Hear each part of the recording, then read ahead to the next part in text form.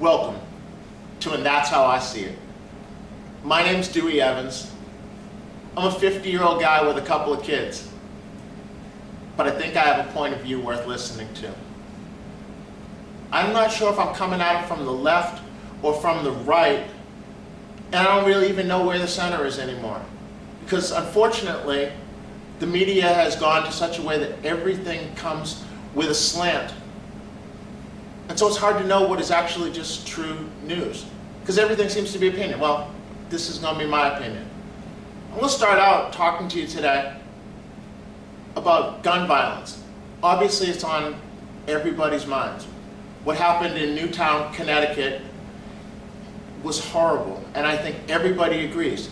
Yet the argument's been framed from the left or from the right, instead of from the place of how did all of those people who were affected, what's it going to do to their lives over all of this time? And I got caught up in it. Why? Because as an 11-year-old boy in 1973, my grandmother, who was a second grade teacher in Washington, D.C., was shot and killed in a schoolyard full of kids by someone with a mental disease. It wasn't an assault rifle, it was a handgun. And I wonder, how many of those kids who had to witness it were affected in any way close to the same way that I was? Well, I know there's not a need for guns.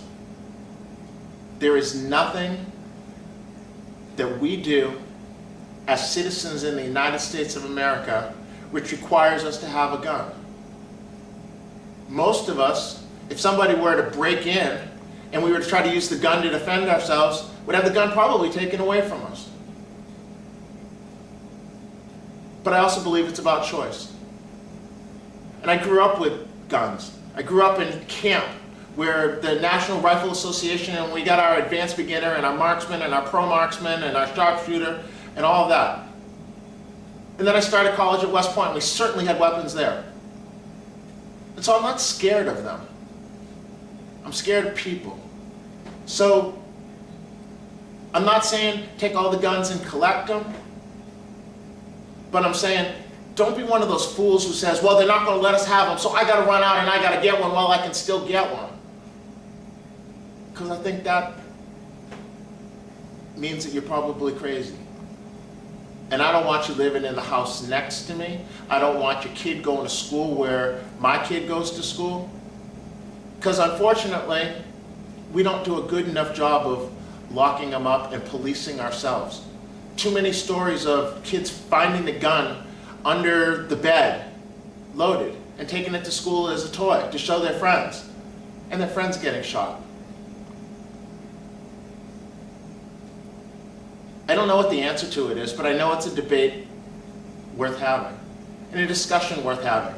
And if we can take the time to see the other side and where they're coming from, and to not just punch, because that seems to be what's going on, maybe we'll get somewhere. I'm not going to let the topic die. I might not talk about it next week, but I'll be back after thinking about it some more.